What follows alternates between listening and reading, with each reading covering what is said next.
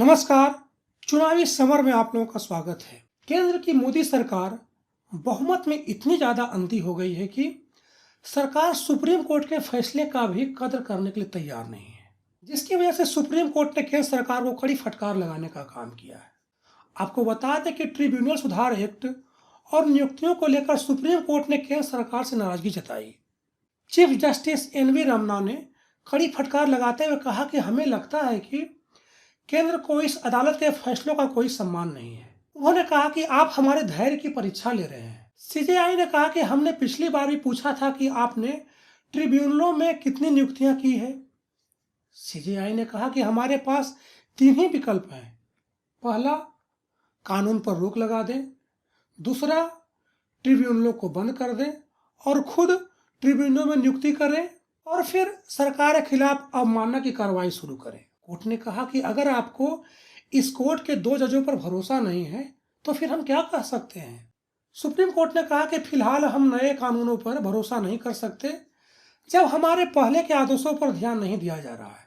Justice D Y. Chandrachud ने कहा कि हम एक अधिनियम को रद्द करते हैं और फिर दूसरा नया सामने आ जाता है। उन्होंने कहा कि यह एक समान पैटर्न बन गया है। बता दें कि CJI N V. Ramana, justice D Y. Chandrachud और जस्टिस एल. नागेश्वर राव की बेंच ट्रिब्यूनलों में नियुक्तियों और ट्रिब्यूनल सुधार एक्ट 2021 के खिलाफ याचिकाओं पर सुनवाई कर रही थी। वैसे एसजी तुषार मेहता ने कोर्ट में वित्त मंत्रालय के दिनांक 6 सितंबर के पत्र को पढ़ा कि सदस्यों की नियुक्ति पर निर्णय 2 महीने के भीतर लिया जाएगा, जिस पर जस्टिस नागेश्वर राव ने कहा कि हम जिन ट्रिब्यूनलों की सिफारिशों के बारे में बात कर रहे हैं वे इस विधेयक के अस्तित्व में आने से 2 साल पहले भेजे गए थे। उन्होंने कहा कि आपने उन्हें नियुक्त क्यों नहीं किया। उन्होंने कहा कि कानूनों के अनुसार की गई सिफारिशें जैसे वे तब मौजूद थी उन्हें क्यों नहीं किया जाता।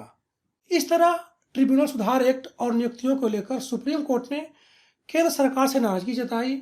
वैसे भी आलोचकों के अनुसार केंद्र में भाजपा के मजबूत होते ही पार्टी के कई ऐसे नेता हैं जो न्यायपालिका को भी अपने नियंत्रण में लाने के लिए बेचैन है। हालांकि कई मामलों में सुप्रीम कोर्ट ने सख्त शब्दों में मोदी सरकार को यह संदेश दे दिया है कि न्यायपालिका देश के लोगों को न्याय दिलाने के लिए है, फिर चाहे इससे सरकार खुश हो या नाराज।